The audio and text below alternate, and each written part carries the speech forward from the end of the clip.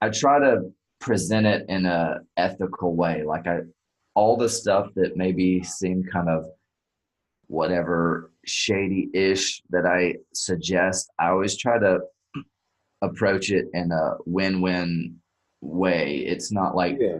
Well, like it's gray hat more. yeah, because I think you probably want to explain that a little bit for people who are new and might not really know what. yeah, so like again, there's like whatever three main levels of SEO: white hat, gray hat, and black hat. And the way I think pretty much any seasoned SEO will agree that everything is technically black hat because you're basically gaming and manipulating the search engines. That's what we do. Um, Hmm. that's how we engineer, our paychecks and stuff. We rank stuff. Well, how do you do it? Well, you manipulate the search engines. That's how you get ranked. Yeah, I mean, if you but that wait. doesn't mean that it's a malicious manipulation. Right. And so I pretty much, I don't know, I don't think there is really, well, there is white hat. It's just white hat is, we all want like faster results and stuff, but my, I, I guess where I personally draw the line is I always try to put out good content, whether it be a video or a blog post. So I there aside from the mass page sites or whatever, it's it has like whatever the end game is like good. I'm not trying to spam or hurt anybody with the sites and content that I create. And then gray hat, I just see it as more of like, oh, kind of thinking outside the box. Like, oh, this wasn't really designed for this. Well, I'm going to use it this way because I've noticed that when I do, it gives me advantages over here.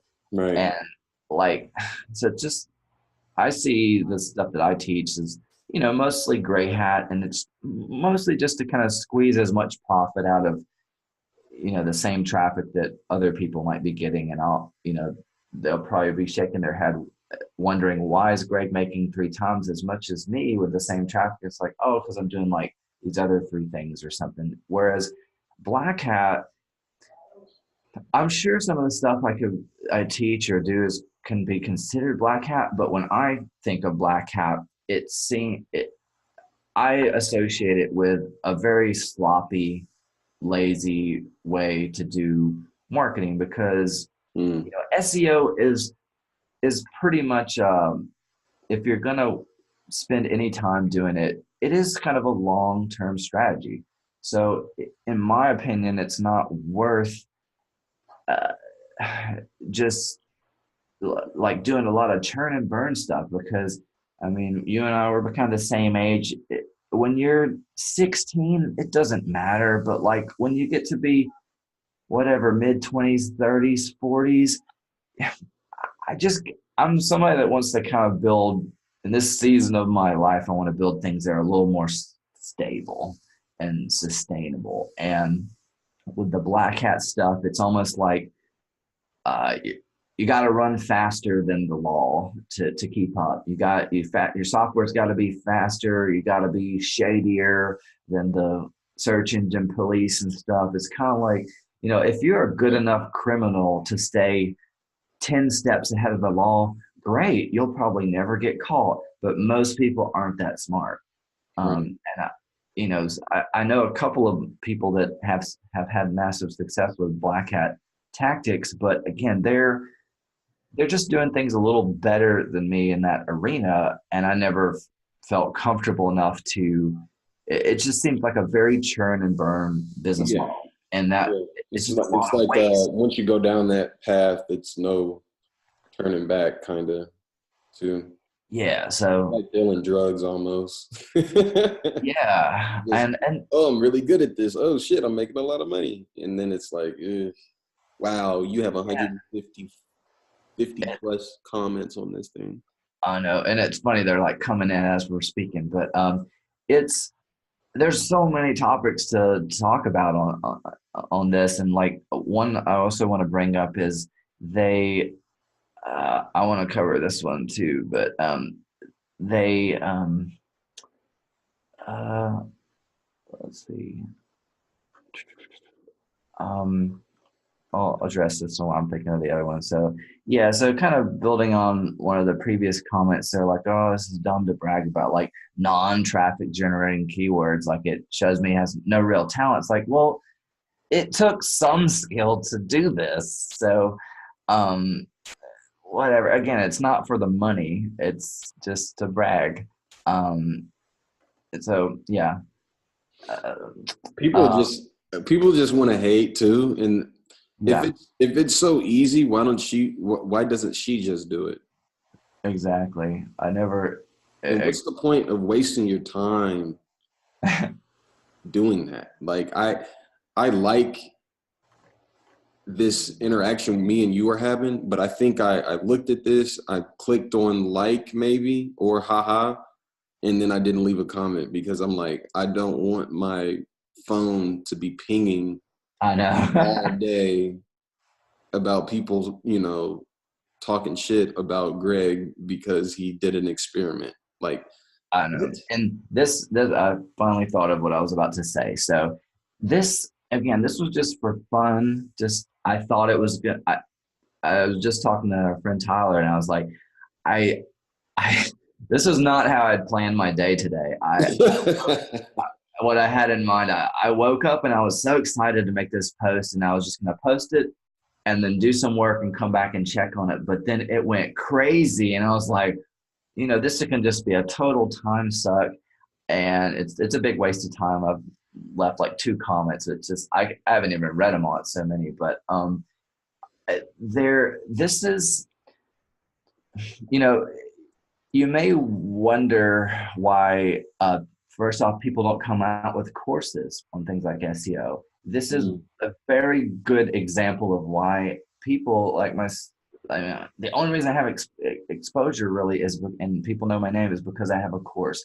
The reason why most people that are at my level are doing crushing it more with SEO or anything, the reason they don't have courses or masterminds or any of this stuff is this, because people like if they know what you're doing, they'll sometimes people will attack you, and it's I say it a lot. Like I really desire to be.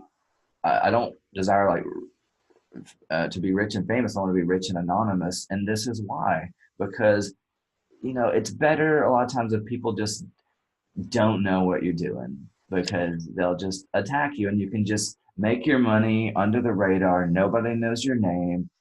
They probably stumbled across many of your websites and your videos, but if your face and your voice isn't in them, they don't know who's behind that website. I mean, I thought it was funny if these people that were um, naming off rip-off reports. I thought it would be funny if like they didn't know, but I actually owned rip-off reports. That'd be hilarious.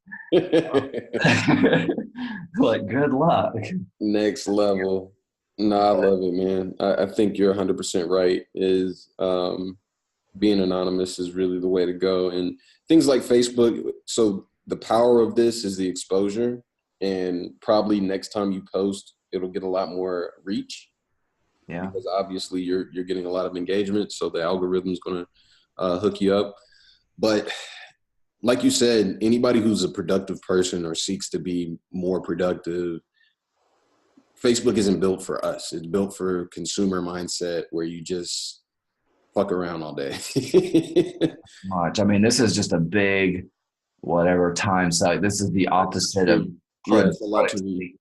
I mean, this could lead to more sales of the course, but like again, damn it. You could spend all day and way too much mental energy just replying to this stuff, and it's probably not going to make you much more money. And Right. It's so, super interesting though, man, this world we live in. I was watching a video after making cleaning up my blogs and making them pretty and feeling really good about the opt-in stuff and just having all that stuff in set up. And I was like, all right, well, I'm going to watch this video that YouTube suggested about Instagram influencers and how to become one and how to do this and how to do that. Because I was driving a lot of traffic from my Instagram, even though I don't have a whole ton of followers. And I read it and I was like, you know what? This seems like a good idea, but man, I don't think I want to be that person where you're constantly interacting with people. I don't like interacting with people, first of all. I'm really more introverted. So like to have to force social engagement online, people I don't know, and act like I care, it's just going to kind of not make me happy, you know? So Yeah. And the thing that gets me, it's like, I kind of want, I'm not super duper witty, but I like to be. So like, if I come up with something clever, I, I would love to reply with that. But sometimes, it doesn't come to me. And so sometimes you can just waste a lot of time thinking of a reply when you could just be making money doing something else. Like, don't worry yeah. about it. So It's yeah, super interesting, man. Super interesting. Yeah. So I'm if you're a glad new we documented SEO, this, man, because this is incredible. if you're a new SEO and you're trying to figure out if you should spend your time making blog posts, um, what else? Searching for keywords, getting good at that, getting your website to look good. These are the three things that I was focused on early on. Setting up opt-in, setting up lead magnets, setting up email service, all that stuff. Do that. Don't go on social and think that it's going to have a huge impact on your business. It's kind of like an add-on, and I hate to say that. It's not like a negative way, but I think that Greg is a good example of that. He killed it under the radar. Wasn't doing a whole lot online until he had his course, and then he started building out his groups and getting active. But that led to a business that was already established, right? It was a funnel for him to point them towards his course. A lot of times when people start out, they want to get popular online and then they want to start creating things. It's like, dude, that's kind of backwards, isn't it? Yeah. And easily you can kind of go down a rabbit hole and never come back, is what I think. Yeah, it just and it's a kind of a distraction. I mean, that's the frustrating part. Like, I want to help as many people as I can with the course, but the more people that come into the course and that chime into the Facebook groups and stuff, like, somebody needs to engage with them, and it can't be me all the time. So now I have another expense. So I have to like pay people to engage with that other people in the group and stuff, and that's great. But like, again, these are all things that don't exist when it's just you. When you're just under the radar, when nobody knows what you're doing, it's great. You got no bosses, no employees, and just money, and nobody knows your name, and it's wonderful because you're just anonymous. I love it. But some people want fame. That's fine if you want that, but just know that it comes with a challenges, because I mean, I would hate to be kind of actor, super celebrity status, because there's certain places that you can't go now because you're just too famous. Like, I I like what uh, Matt said last night about me. We were talking to somebody, and he was like, honestly, I kind of like, I think that where Greg is like kind of the, if there is a ideal fame level, it's kind of like there. Like, he's like kind of famous, but like, but only to a certain group, but not too famous. Like, if I walk down the street, most people don't know me. That's fine. But like at the event last night, this happened again. Somebody in the room knew me that I didn't know them. They came up to me and they're like, "Hey, my name's Chris." I said, "Hey, I'm Greg," and they're like, "I know who you are." I'm like, okay. That's cool, but that's about as popular as I want to be. It's I. You've probably heard this quote with Michael Jordan, and always kind of stuck with me. He's like, become so good at what you do to the point where when you walk in a room, you don't need to introduce yourself. And I like that, but I kind of like that just in the context of like SEO, affiliate marketing, ClickFunnels. It's nice, not the general public. Yeah. Yeah, it's For it's it's sure. really nice when, we come to the internet marketing party each month now, and we go in there and we know like a half of the room. It's nice because everybody's friends now. It's a lot better feeling than walking in there and you don't know anybody. It's just That's like, how it was for me about a yeah, year ago. It was kind of funny.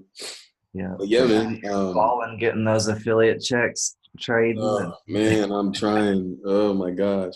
I and definitely I'll chat with you off camera about how that's going and what I think the next steps are.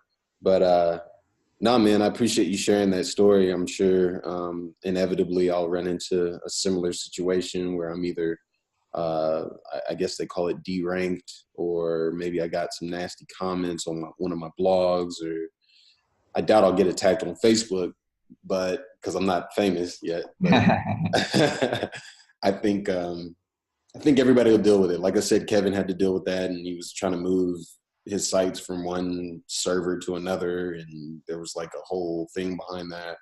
yeah, that's kind of like, so all this, I mean, there's some good and bad, try to extract the good out of it, but there's some bad that does go along with it. And it's real stuff that companies face all the time. Like it's the negative stuff that can it's like you're, even when you're doing good things, like you've got a site, you got good content, you're trying to send relevant links to it, everything's quality about it, and then some dummy out there comes and just tries to attack you, Mm, and you can spend a lot of money and time and energy trying to fight that, and it's just frustrating because it prevents you from moving forward because you're using all your resources now to protect the thing that you have.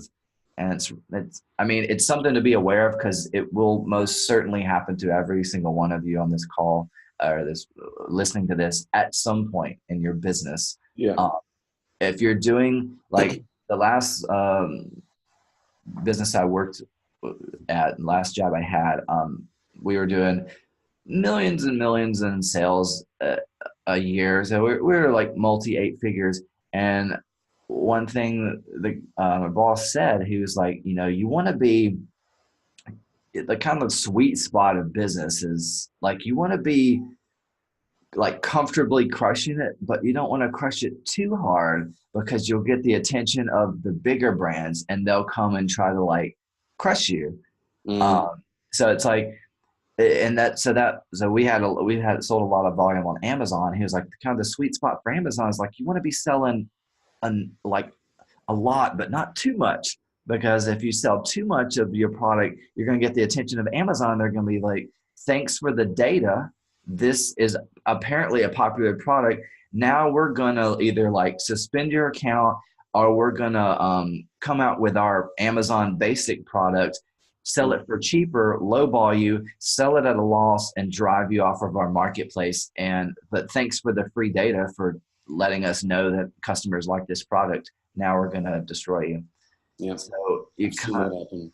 it's like kind of flying under the radar. You just want to almost kind of do good, but not too good, because the other thing that comes along with, you know, businesses like that, and even internet, businesses, information products and stuff, is like just the lawsuits and stuff, which is something that we never think that we're going to get into. But, the guy I used to work for, he was like, yeah, we've been sued 2 times. It's kind of like a rite of passage. It's scary at first. And then once you make it past the first uh, time you're sued, then it's just sort of like, oh, they want to go to battle, that's like better time to lawyer up. And it's Yeah. just this unnecessary expense a lot of times. I mean, sometimes people sue for legitimate reasons, I guess, but a lot of it's just sort of like, if if you're making $1 million a year and that's new money to you, and I'm kind of like the OG, I've been around, I'm like Procter and Gamble, I'm Mr. Billionaire over here, I've got more money than you, and I want to destroy you, then I can just, drag your ass out to court to the point where you have no more assets left because you spend all the money on these just to be in court, and I've got more money than you. So I'm Right. gonna, A matter of time. yep, and you're gonna run out of funds, and now you can't run your business, so you gotta shut down, and I win. Super interesting. Yeah, it's a business tactic for sure. I wonder if there's any kind of like business insurance or lawyers that deal specifically with internet, like affiliates and product sellers and stuff like that, right? Maybe there's a branch of niche lawyers that deal with harassment, like what you're dealing with right now, right? I don't know. I think it'd be interesting to look into and understand.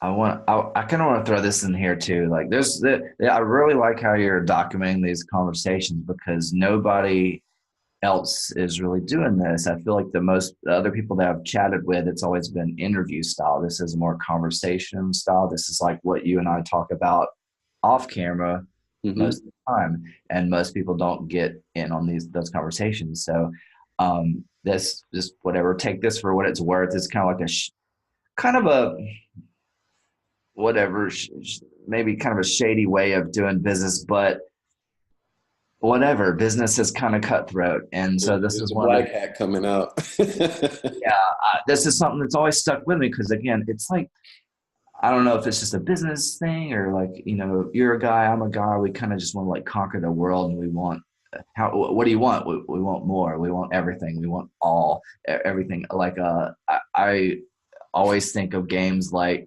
Settlers of Catan or Okay. Monopoly or Risk. I'm like, world domination. I want all the resources. And so this is an example, a real example of this happening. So the guy I used to work for in college, he worked for Papa John's, and they were kind of a newer company back then, and they just had created a presence in Texas, and I believe they're like what do you call it? Their corporate office was in Austin, I Mm. believe. And so just his luck for being here. And so he started working for Papa John's, and, got to meet John, the owner, and everything, and go to all these events. And so he got up into management, and I don't know how this information gets like fed down. He learned about this, but he told me about how they would kind of take over the people that they were sourcing things from. So the ingredients and like the uniforms and stuff that they wore and stuff, they slowly but kind of consumed those companies. And here's how they did it. So let's just say that he was big on John was really big on like sourcing the best ingredients, the best and stuff. So like they use like these special tomatoes, and this is all just from him. I haven't researched this and gone and double check this, but Yeah. they like to use these special little tomatoes for their sauce, because they wanted it made in a certain way, and they got it all from this company, I think out in California maybe. And it was like a mom and pop operation, but Papa John's was starting up, and they became one of their biggest customers. And Papa John's expanded and grew to a point where at some point they were doing so much volume that Papa John's became pretty much like 80% of their business or something, like Damn. just a very, very large amount of their business. And then I think Papa John's was like, oh, you gotta like, we're only gonna pay this much for the tomatoes or the resource or something. Mm. Kind of put this mom and pop in kind of a bind. They're like, well, we can't make any profit, and they're like, okay, well, we're pulling out. We're no longer going to be your client. Well, shit. They had worked themselves up to being basically the majority of their business. Now this company has all this overhead because they have to fulfill the demand of a client like Papa John's. And if they lose that client, they're basically going to have to close their business. Bro, that's So what they dirty. did was they were like, we'll pull out. Then their businesses was crumbling. And then Papa John's comes back in and says, well, it seems like your business is closing down. We're going to throw you this low ball offer. We'll buy it for like 20 million. And they're like, I guess so, because we don't want to lose our business. And now they own you. Damn. And they did. And he said they did that to, some of their ingredients. They did it to their uniform company. So they same strategy. They started using their uniforms or something, and then they have so many employees that they became the main client for this company, and then they did that same strategy, and now they own the uniform company. So kind of shady things, but it's not. This isn't Not isolated illegal. example. Yeah. This It's is just how the it's kind of shady. cutthroat corporate world works. If it, like And the reverse of that kind of, or another angle on that is, there are other companies that they buy companies just to eliminate them, which is, I don't know all the benefits of that really, but an example of that was a couple of years ago when I first moved out to Austin. There was a cool little tool called Posterous, posterous.com.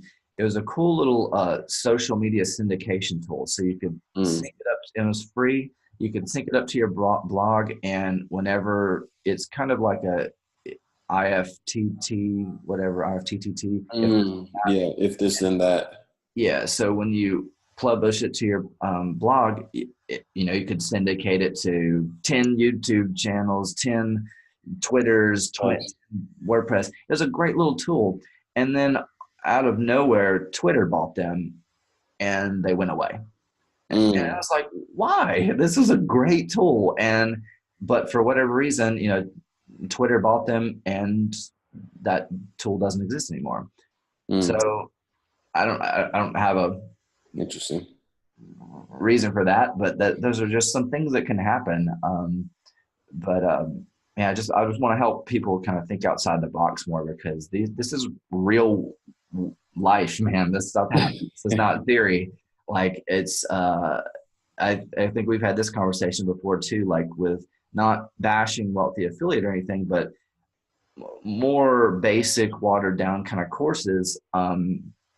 It's great. Like they can get some results, but when you are up against people like me and you and some of the people that have gone through my course, you don't stand a chance in like the real world of SEO. You're going to get crushed. Yeah. Like, because you're into sports, you see this all the time. The star basketball player of the high school team, and then they get drafted into the NBA. They skipped college and they suck in the NBA because the NBA is on a different level than your high school basketball team, Yeah. or the people, same thing with college. They're crushing it on a collegiate level. And then they move into NFL. Whatever happened to that guy? He was awesome, like the star quarterback, and all of a sudden he sucks. Yeah. And he had a 2-year career or something. Like Yeah. it's Johnny the Manziel. yeah. Poor So guy. No, I think it's interesting, man. It's like there's levels to it, and I'm definitely pressing on this level of breaking through. Now that I've made a couple $100, I made some more sales on my sites, but there's like this switch that you can flip where you really know why you made money and you can yeah. duplicate it. And so that's kind of where I'm at, and what I kind of wanted to throw out there for you. I bought Thrive themes and I started taking the Thrive University stuff, and it's extra dope. I'm super happy to have paid $200 for that. Yeah, their stuff is super quality. Like they Yeah, really take care of their customers. They have excellent customer support. So they're one of the handful of like internet marketing tools that do it right. Like it's a fair price, quality product, quality support. I didn't even know they had that at university. That's kind of a bonus yeah. now. So yeah, But it's making me look at everything differently. Like I went ahead and bought ConvertKit, and because it integrates directly, and I know that you used it or promoted it, so I went ahead and did all that. And I think that finding a way to really like push that to the forefront of most people's minds whenever they're becoming an affiliate is important. Like get the tools and use them and get used to them. Because now that I have these tools, I'm pissed at myself because I'm like, dude, I should have bought these 4 months ago when I first started, because then it would have been that much easier for me to integrate everything and be thinking on a level of, okay, now that I have all this front end set up, it's time to create a super dope lead magnet that allows me to then step away from that and focus on super dope email content. Mm-hmm. There's all these different pieces, right? I think at the beginning of the journey, of any journey that you start out, for me, it was trading, for you, SEO. Now mine's SEO as well. But like when you first start something, it's like a big ass puzzle. You dump it on the table and Yeah. you're just looking at all the pieces. But the problem when you're bootstrapping and trying to be cheap is it's like taking half of the pieces and knocking them off the fucking table. And now you're wondering why whenever you turn over the puzzle and you're putting the puzzle together, you're missing part of the puzzle, bro. And Yeah. because you're trying to be fucking cheap. That's a good analogy, man. Yeah, man, I heard this great quote the other day. It's like the the thing that you most need or something is in the places that you're not looking or something like that. And so like how that equates to what you're saying, it relates is yeah, when I first got started, I was spending so much time and effort looking for the most best ultimate free autoresponder. And it's like, and then here's the whatever funny thing about it, because you're kicking yourself when you find out that to get started with an autoresponder, it's going to cost you about $30 a month. It's like $1 a day, because you don't start out with a list of 100,000. You start with a list of 0. So you got to build it. And and spend all that time and effort trying to find the free stuff, and then you'll go buy, $57 products that are garbage when you could just spend $30 on the autoresponder, and it's gonna make you money, especially if you're getting the leads from like SEO, because those are people looking for you. I have a list of less than 1,000 people on my autoresponder right now, and it makes me minimum $100, hundreds of dollars a month. But if I actually send them stuff, more like thousands. And again, my overhead is $29. So if you can't sell, have a positive ROI on 1,000 people and you're paying $29 a month, like, man, Well, let me, to be clear, at the beginning, you're going to bleed a little bit, right? Because I have 0 people in my list, right? And I'm starting blue highlighted text, and I have all the ConvertKit in place. I've got Thrive themes in place, and I'm probably going to add other tools later. Now that I understand that buying tools is the fucking way forward, right? It's knowledge combined with tools. It's not just knowledge alone. It's not just tools alone. It's both of them in concert, figuring it out, right? And then frustrating. I was so hard-headed about that. I was so hard-headed about that. It's been 2 years that I've been playing around online and trying to find my little niche. And this whole time, I had a guy tell me to understand like building a list and just do one thing. And what I do, I went out and did 3 things and never really intentionally went to build a list. Instead, I wanted to go build a drop shipping store. And I'm like, man, I should have definitely just listened to that. Because when you're building a niche and when you're building this affiliate stuff, if anybody out there wants to start a Shopify store, a drop shipping store, instead become an affiliate, learn the niche, learn what you're selling, learn about it, and then go take the experiment to the next level by having your own store, having your own products, doing that. But the first step of the journey, in my opinion, should be SEO, understanding how search engines work, blogging, so making content, original content, and understanding how keywords work, understanding how to position other people's sales page for you, right? If I'm an affiliate for a good product, that product has a badass sales page that they've put tons of time and energy into in order to get it to where it converts somewhat well, because they're in business. So obviously it converts somewhat. You're using their asset for your benefit. Yeah. Okay. Now, if you want to go to the next level, start making your own products, your own service, your own store But guess what? You're going to have to learn how to use sales pages. You're going to have to learn how to email market. You're going to have to learn all these nuances, all this shit that you don't know that you don't know yet.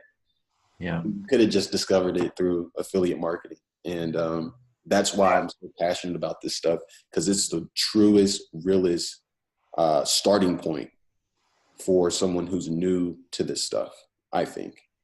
Yeah, it all comes back to the same skills. So the people that hate on SEO, they're like, "Oh, SEO is slow. It's dumb. I'm going to go do paid traffic." Okay, fine. Well, paid traffic, you need a budget. Oh, and you're also going to need to be really good at copywriting. So those are skills that you're going to have to learn. You don't just get born with those. Come into the world knowing how to convert people. So you're going to have to learn a skill, and the skills come back to you know, SEO, some sort of SEO, content creation, copywriting, email marketing, paid traffic, which there's a lot of skills you have to master with that, with copy, paid traffic, copywriting, and just tracking in general. And the tracking tools, sadly, it's like the people that know how to use them know how to use them, and the people that don't, well, there's hardly any training. So those are the speed bumps you're going to run into. So the thing about SEO, I mean, I feel comfortable about it now because I've been through the school of hard knocks, so it seems simple to me now. But yeah, it was a long journey of, well, this guy said this worked. Well, this other guy said that it doesn't work. So which one is it? And it, Man, this is so much like whatever you creating, do, bro. it really just comes down to experiment. You got to experiment yourself. Because what I teach people, I teach them because of my results with that. And I was just talking to someone the other day, and I said, for everything that I teach, there's probably somebody out there that says everything that I teach doesn't work because Right, that's been their experience. right.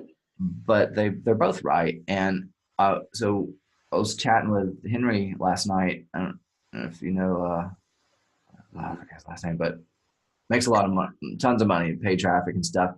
And I was trying to get to the the core of like how he thinks, because that's really the kind of like evergreen part of his business. It's not the traffic source, because traffic sources change, and it's his ability to think outside the box. And he was like, yeah, I said, do you have any kind of training, or like if I paid you, is there any kind of like mentoring or course like where I can kind of learn what you know? And he was like, not really. I just sort of, I don't really have a group of close people that are on my level that are doing specifically what I do at the volume that I do, just millions a month. And he said, I just sort of like test a lot of stuff and think outside the box and think like maybe this tool can be used in this way, and then I'll find little loopholes and just exploit them while they last, and then I'll figure out another one. Like And black it, hatting yeah, almost. it's just, I was like, so basically just a lot of trial and error. And he was like, yeah, there's a lot of trial and error, and then you find what works, because you at some point, like I had a success with SEO years ago, but I was just doing so little of it that the results were kind of sporadic. Mm. So I wasn't making enough YouTube videos at the time to make consistent income, because I thought like, whatever, 10 videos, 100 videos, surely they'll get found and I make sales. But and I made some sales, but when I started to whatever, just make more content, really, all of a sudden more money started coming in. Well, Mm. wow, that's interesting how that Funny how that works. works, right? Yeah, it's like, and same way with paid traffic. Well, even if you suck at paid traffic or your product sucks, it's kind of what I teach with the mass page stuff. The more people you're in front of, the more money you're going to make. It doesn't matter. You can have a terrible offer, but you will probably make some money because, Eventually, yeah. yeah, you can put a whatever poor offer in front of a million people, and a couple of people are going to bite. So And it's it's so real. a little bit of a volume game too. I wanted to jump in real quick and say something. One of the things that really hit me on, I watch these Thrive videos. I watch any kind of educational video, usually right around the time it is to go to sleep, right? So most of the time I work throughout the day. I need to read more, but I feel guilty when I do during the day because I'm like, well, I should be working, right? Mhm. And so at night, it's usually my wind down time, and I'll throw on a couple YouTube videos about SEO or about Thrive themes now, Thrive University. And one of the first videos I watched on that, he mentioned he's a big fan of the rapid implementation method. So I Mhm. came up with this idea of complete then tweak was my philosophy 2 years ago. And so it's been working for me. And I've discussed this with you. Yeah, it's And when great. he said that, it hit right on the head. I was like, okay, I'm on the same wavelength as this guy. I'm not stupid. I'm smart. I'm actually doing the right things. How can I make more YouTube videos? How can I make more blog posts? How can I really understand how it is I'm making money with SEO? Because I love paid traffic. I watched Igor's stuff and I was like, man, this is fascinating.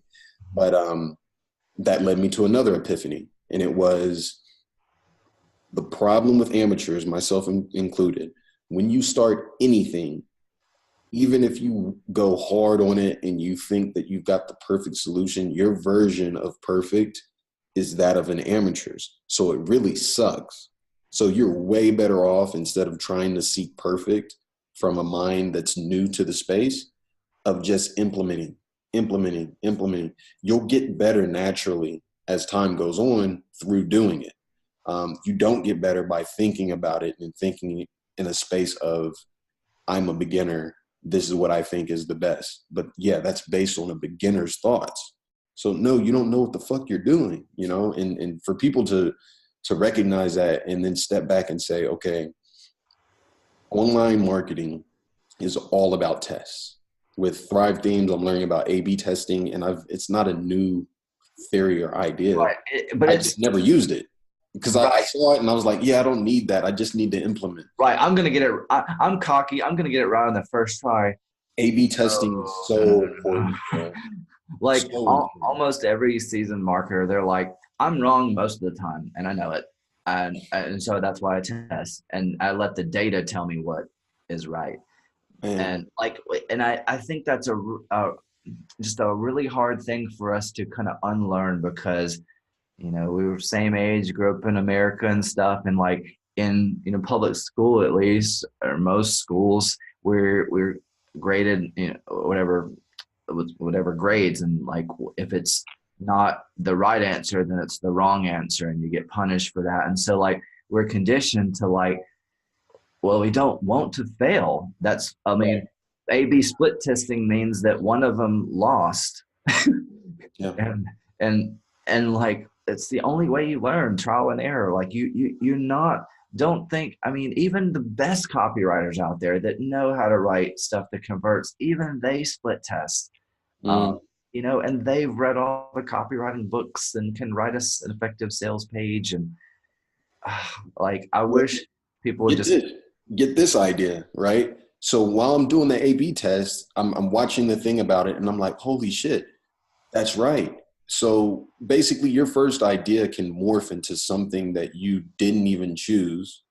That's based on the data. That's based on what other people are telling you they want. The actual consumer, which by the way is who matters, not you or your thoughts, yeah, right? I'm just here to serve them. exactly. And on top of that, the last point that I want to make on it is testing costs money. But when you're new and you're cheap, you don't run tests enough on different things. So when I say tests on different things, I mean different softwares, different plugins, different Shopify versus WordPress versus Squarespace versus this versus that. Like there's a million different variables, and I think that's where people get lost in the sauce. They say, "Oh, I saw this about drop shipping on Amazon. That's what I'm doing. I'm just drop shipping on Amazon. That's it. I'm not thinking of anything else. There's no other alternative. This guy's making that much money. That's what he does. That's what I'm doing. I'm going to hire him as a coach. As soon as I hire him, money's coming into my bank account. I took a course called 10K in 90 days.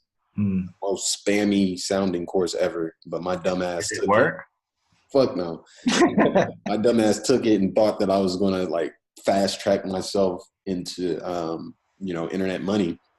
I learned a lot, and then I continue to learn, and thank God I'm a curious type of person to where I can go and dig in and, oh shit, I didn't know I could do that.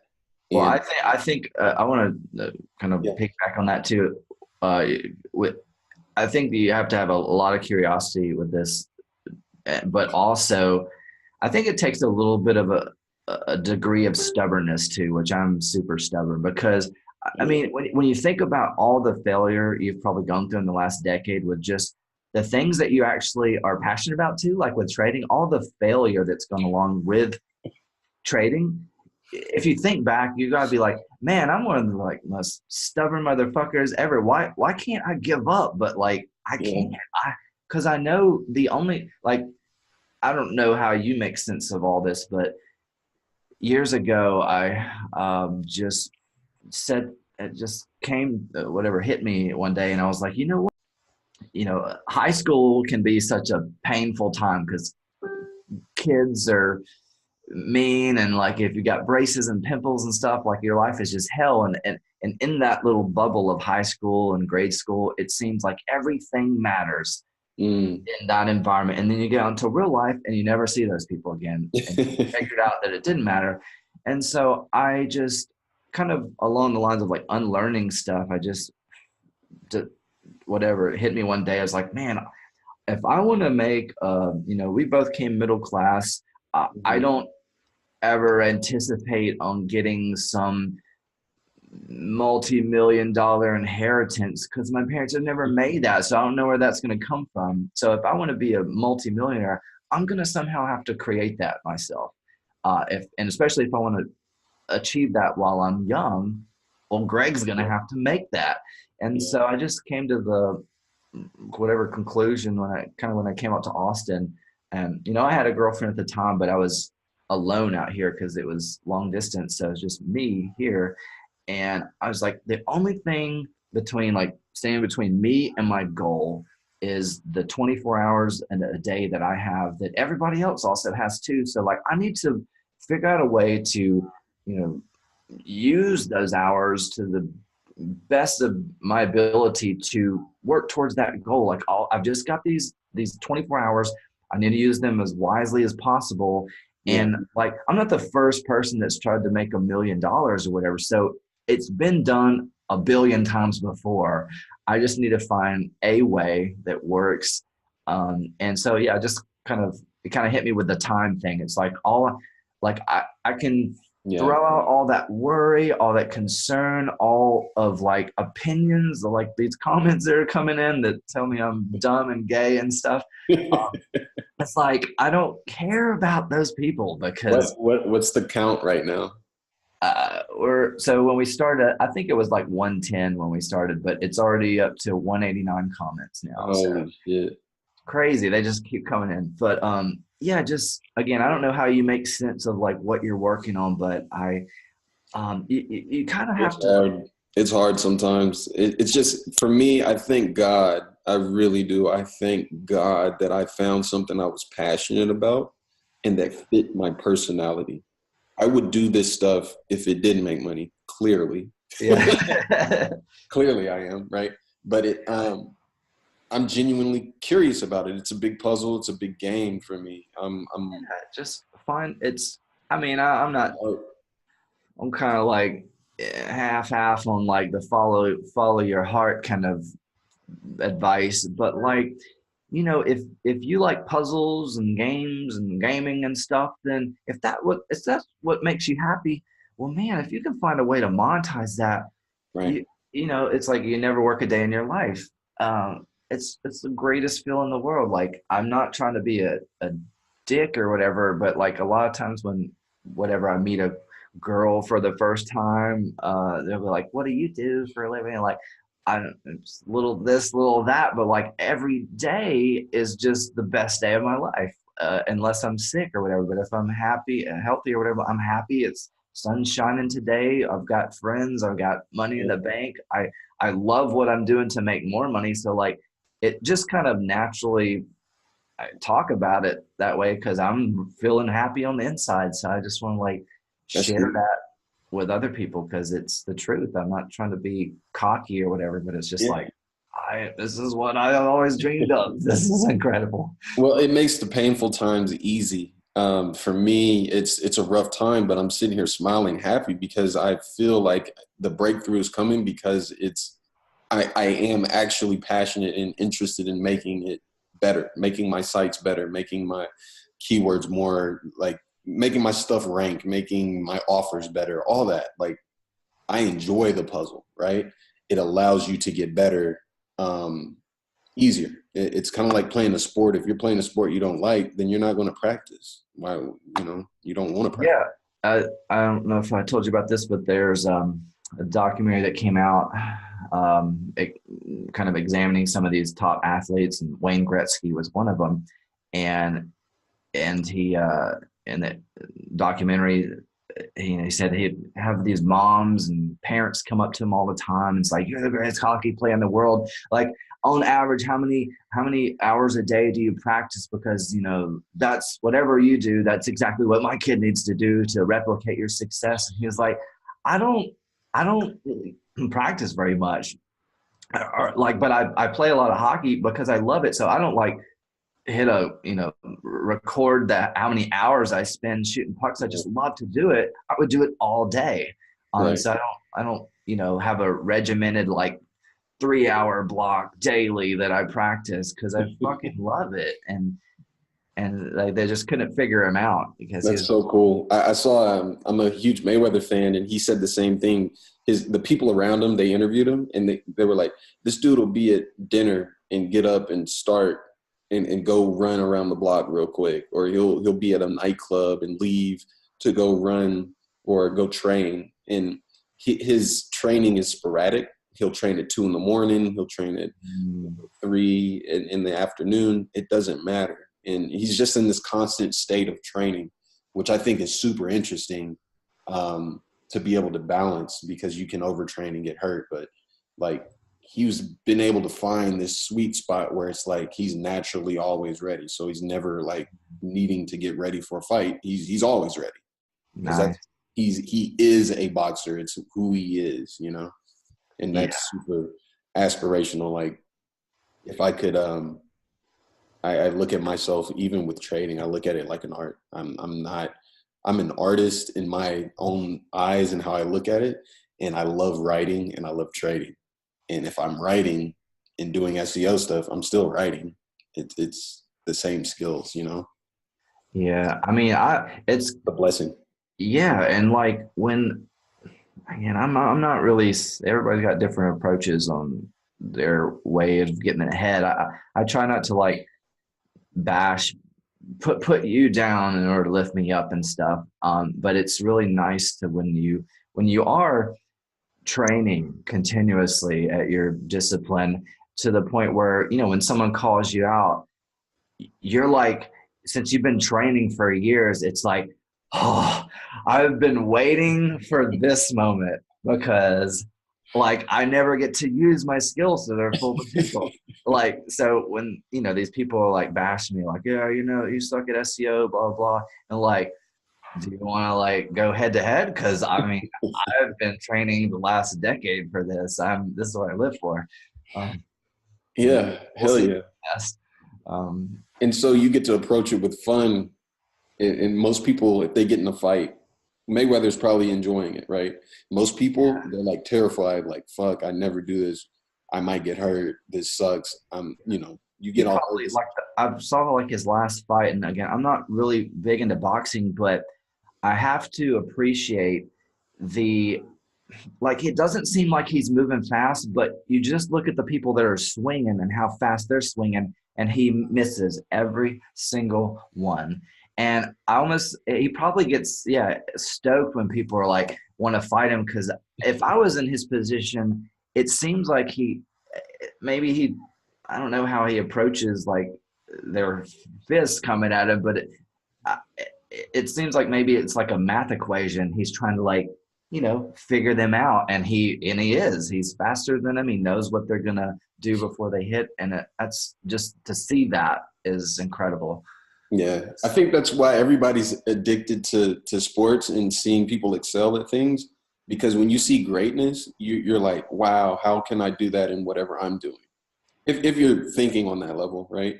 Exactly. How can I do that in SEO? How can I do that in trading? How can I do that in whatever it is? And super interesting to be able to translate that mentality into. Yeah, and it overflows into other areas of your life too, because like we're kind of driven, but not just in entrepreneurship. That also overflows into health. So, Yeah, and for all of our friends, we all go to the gym. We all are slowly trying to eat healthier and healthier and healthier, and like it overflows into all areas of your life. So it's like not just one area gets better. Usually, that you take that same approach into all areas. So it's like I'm driven. I want to get better and get stronger in the gym. I want to get a bigger bank account. I want to get really good at what I do. I think I've mentioned this to you before, but my high school art teacher, the last thing he said to me, it was like an epic last quote from him. The very last thing I heard from him when I walked out of the art building in my senior year, he was, I don't know why it worked out this way, but I was like walking out the door and he was like, Jeffries, though, because he would always call us by our last name. He's like, Jeffries, when you go off to college and life and stuff, he's like, just want to let you just remember this, pick one thing in life and be the best at it. And he's like, you can be good at more than one thing, but pick one thing and be the best at it. nice. And I was like, wow, that was like epic advice there and you really need to find that thing. Because I mean, it's cool to be a jack of all trades, but you need to master something. And the example I like to use is doctors and stuff. If you go to get a hernia surgery or something, do you want to go to like the general practitioner, or do you want to go to the guy that specializes in hernia surgeries and has had 2,000 successful hernia surgeries under his belt or something? Like, you want to go to the specialist. Every time. So Literally 2,000 under his belt, literally. yeah. Nah, that's cool. That's spot on, man. Say no more. It's the truth. That's what people need to hear. But anyways, yeah, I hope people who are listening are encouraged to go on the journey. It's not a get rich quick. It's definitely you're going to spend money, man. Stop. If I could tell myself anything, my former self, I would say stop holding onto your money thinking that you holding it is helping your journey, because it's not. You need equipment, and then you need to upgrade your equipment, and then you need to upgrade it a couple more times. It's like a role-playing game, like a video game, right? Yeah, Level up. you may have seen this example too, but like, when you hold on to something, yes, you're not letting it go, but since your hand's closed instead of open, it's also not allowing more money to come into your life. So, Ain't that the truth? you That's know, it. just don't take ridiculous risks. So like if you're only making a couple $1,000, don't take the risk and gamble of getting yourself $1 million in the hole. Make it relative to your income. And Yeah, if you need to obviously, right? make more first, it's worth it or whatever. You don't want to dig your hole so deep that you have to spend the rest of the next 5 years digging yourself out of that hole, because that's just it's frustrating going backwards. But yeah, man, you're gonna fail. You're gonna have a lot of trial and error. You're gonna spend money. You're gonna get screwed. Welcome to life. And I used to get kind of frustrated by that. But like, for instance, like 2 days ago, this I bought this course. It was like $300, and within 5 minutes, I was like, I just wasted my money. Like, Mm, it took me that quick, and as much as I want to refund it, it's not really worth the effort. Like, I made more than that the same day with affiliate commission, so I was like, whatever. it's helping that guy out. He just sold a course and he's probably happy. And also, not to buy from him again, at least Yeah. not while he's at the level he's at, Yeah. whatever. I want, and on that note, I want to like kind of encourage people, like once you find something that works, you know, kind of trust your gut, and always, stay curious and always be open-minded to learn new things. But when you've already got something that is working and you know that you know enough, spend the majority of your time now working, putting in the effort to scale that up. You don't need another software, another course, another anything. Just scale that. I mean, it's hard enough to find the thing that works. So once you do, Yeah. work at scaling that up. You found something. Congratulations. Now work it. Put in the effort you need to scale, because that's what's gonna get you there. Like, I mean, God, it's so much like mental energy trying to hop from thing to thing, and you can't juggle it all anyway. So, you know, once you find that thing, stick with it, man. Cool. And yeah, so Appreciate that, man. All right. Well, y'all will catch us on the next one. We'll be doing it again pretty soon here. We'll check back in with you, Greg, to try to see how many comments you hit and what the outcome is. But yeah, thanks for doing it again, man. yeah, this is awesome. Yeah. Peace.